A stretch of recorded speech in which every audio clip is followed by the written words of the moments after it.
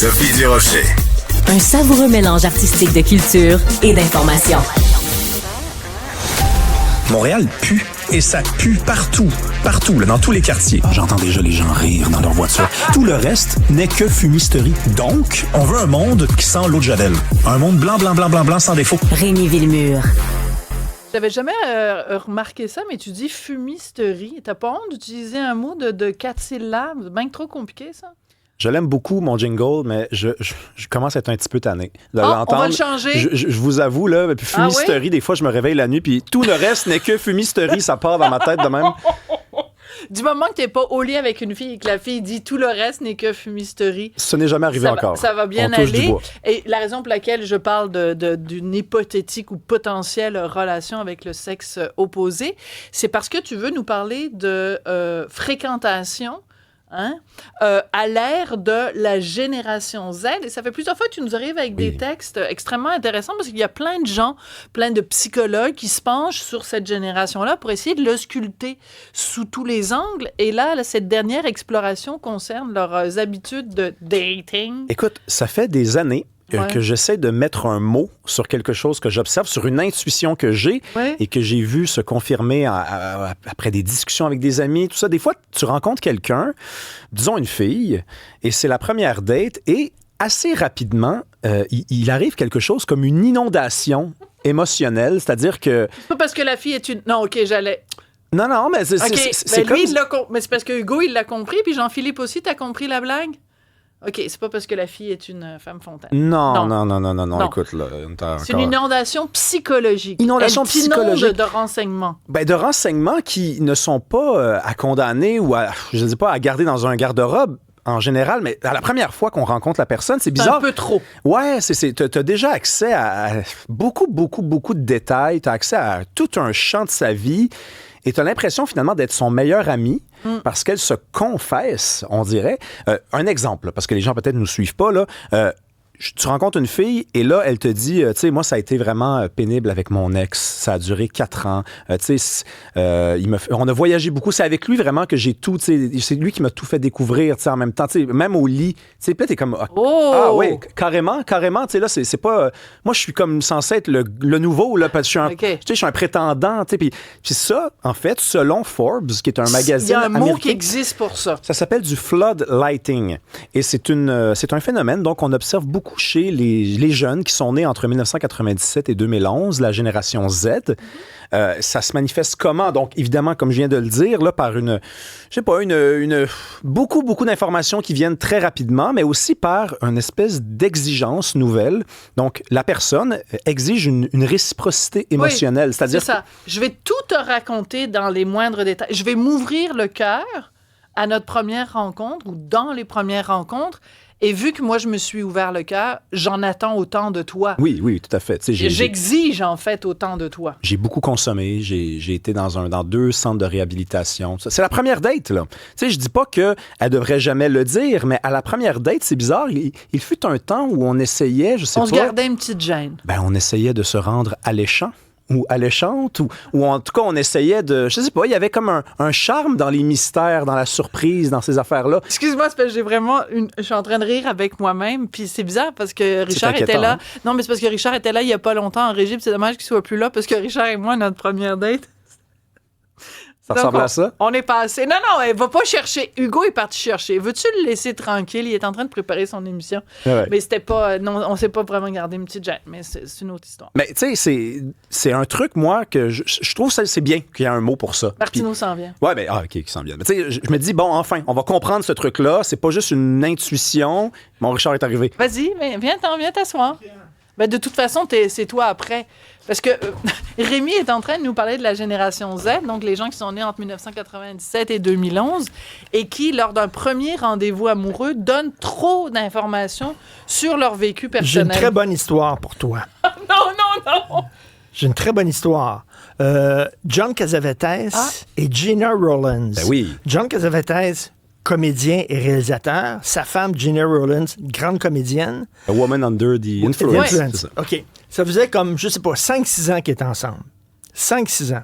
Ils demeuraient ensemble. Ils vivaient ensemble. À un moment donné, elle rentre dans la maison, puis juste avant d'entrer, puis de débarrer la porte, on entend du piano. Et là, elle ouvre la porte et elle voit son mari jouer du piano. Ben, elle dit, tu joues du piano, toi? Il dit oui.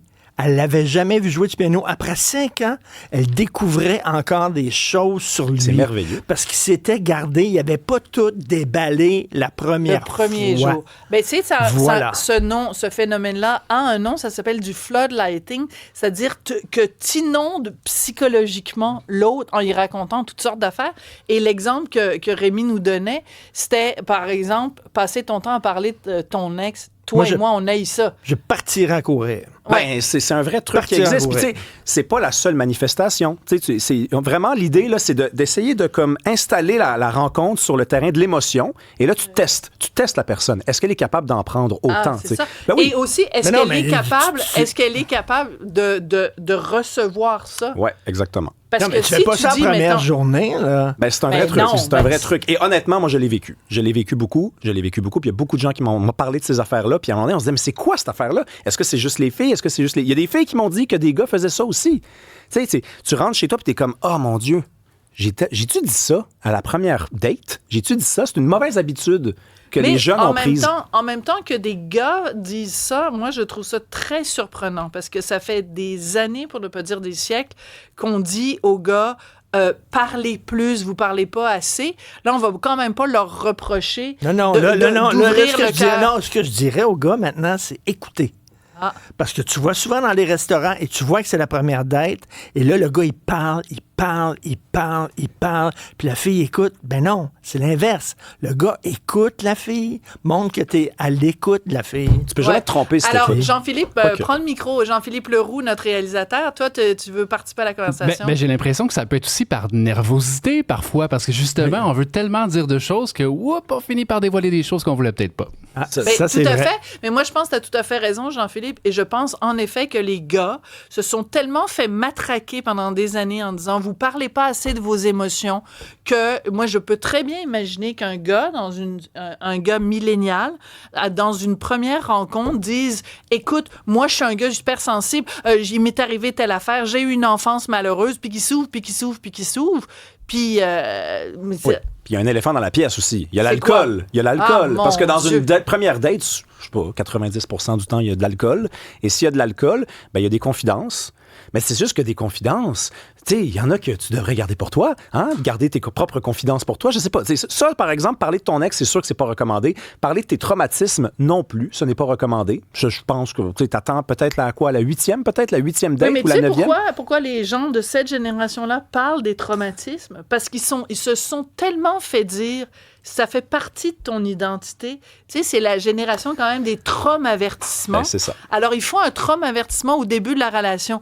Et il faut je pense absolument que Jean-Philippe, il y en a une bonne. Rémi, j'ai un truc pour toi. Moi, c'est plutôt un café. Comme ça, je m'assure que l'alcool rentre pas en ligne de compte. Exactement. Tu vas prendre un café. Ben oui, c'est vrai. Pas d'alcool la première date. C'est sûr. Puis si tu prends trop d'alcool, en plus, tu pourras pas performer vraiment correct. Après, tu prends trop d'alcool. Merci pour les conseils de Papy Richard. Non, Toi et moi, notre première date, est-ce qu'il y avait de l'alcool? Eh bien, on parlait pas beaucoup. Non. Nos corps agissaient. C'est une très belle histoire. À un moment donné, il va falloir la raconter, celle-là. Non, jamais. Non, même pas. Non, non. Donc, attendez, il y a d'autres explications aussi, par contre. Vas-y. Donc, moi, je pense qu'il faut le dire aussi, on est la génération de l'instantané. Donc, c'est sûr que notre rapport à la durée n'est pas le même, aux échéances. Non, mais c'est vrai. Non, mais c'est pour ça que j'aime Rémi, parce qu'il a toujours une analyse sociologique, et c'est vrai que c'est un très bon point. C'est aussi que si tu dis, de toute façon, la relation durera peut-être juste 3 semaines, je suis mieux de résumer tout ce qui m'est arrivé dans ma vie dans la première date, parce que Dieu sait que peut-être que dans 3 semaines, la personne ne sera plus là. Ça fait 23 ans qu'on est ensemble. Il y a plein d'affaires que tu sais pas sur moi. Il y a plein de trucs que tu sais pas sur moi. Non, ben en plus, tu passes ton temps à raconter les mêmes anecdotes. L'affaire de Gina Rowland et Elizabeth, je pense que ça fait 24 fois que je l'entends. Oui, OK, c'est une anecdote. Je pense qu'une fois par année, non, mais tu sur la ma racontes. vie, mes anciennes histoires, mes trucs, il y a plein de trucs que tu sais pas, toi. C'est bien correct comme ça. Non, Quel instrument tu joues, Richard? Ben, pas en tout. Ah non, il joue très bien de la guitare. Pour vrai? Pas vrai. Oui, tu joues bien de la guitare. Il y a une autre explication aussi. Oui. On est seul. Oui. Tu sais, je veux dire, tu rencontres quelqu'un, pourtant, tu sais, on est tous connectés. On est sur les réseaux sociaux, on parle avec nos amis tous les jours, hein, même nos amis qui sont dans le fin fond, je sais pas, de l'Alabama sont là, tu peux leur parler, tu les as rencontrés une fois, tu es ami sur Facebook avec eux. Mais on est seul. Donc, on arrive en date et en fait, on cherche, oui, un amoureux, mais on cherche surtout On cherche Une surtout connexion. une connexion, on cherche une oreille. Donc, on dit tout. Très intéressant. Ben, ça, j'en suis convaincu. Ouais. Alors, je vais sortir encore un gag que tu as entendu. Mais écoute pas. Je suis habituée. Alors, je pense que c'est Woody Allen qui disait ça. Sometimes you're... Non, c'est... Ah non, pas l'affaire de Mr. Right Attends, et Mr. Right Now. Ah! Woody Allen, il dit « We only Vas-y, need... » vas-y, Richard. Mais non, Oh, mais regarde, tu viens- j'ai tu fait viens sa de- face fâchée. Sometimes you're looking for Mrs. Right. Sometimes you're looking for Mrs. Right now. Oh, très bien dit, très bien dit. Ben, Woody Allen disait aussi dans la fin de Annie Hall, c'est quoi qu'il dit? Il dit on a besoin des œufs. Oui. C'est ça, parce que, bon, il faudrait raconter Non, toute mais c'est une l'histoire. longue histoire parce que, tu sais, mon frère, il se Mais prenait par pour une amour, poule. Ouais. on est prêt à tout. Puis je C'est une pense... excellente anecdote, Richard. Tout à fait. Mais bon, moi, je suis content. Les gens maintenant qui nous écoutent savent pourquoi ça existe, savent comment s'en sortir aussi. Donc, moins d'alcool, plus de café, premièrement. Oui, ça, c'est le peut-être- conseil de Jean-Philippe. Mais je pense que c'est un très bon conseil, effectivement. S'il n'y a pas la bouteille, parce que la bouteille, c'est vraiment les confidences là, accélérées. Là, moi, j'ai des gens que j'ai rencontrés la première fois et à qui j'ai dit des choses que j'avais même pas dites à des gens que je connaissais depuis une éternité. OK? Donc, ça vaut aussi pour les filles. Les filles, tu leur donnes un petit verre, là, puis on dirait que c'est comme 8 verres pour un gars. Donc, les histoires, ça va bien plus vite aussi. Tu sais, garder un petit peu de Gardez mystère. le mystère. Ben oui, C'est- c'est beau le et mystère. comme C'est ça tellement que- beau que Casavette fait comme ça découvrir à magnifique. quelqu'un. Un oui, jardin vive le secret. mystère, vive le mystère, vive le jardin secret. Merci, mon bel amour. Bonne émission tout à l'heure. Merci, Rémi. Merci à Hugo Veilleux. Merci à Jean-Philippe Leroux. Merci à vous d'avoir été là toute la semaine. Puis en fin de semaine, écoutez donc du Marie-Annick Lépine. C'est absolument splendide. Merci, à lundi.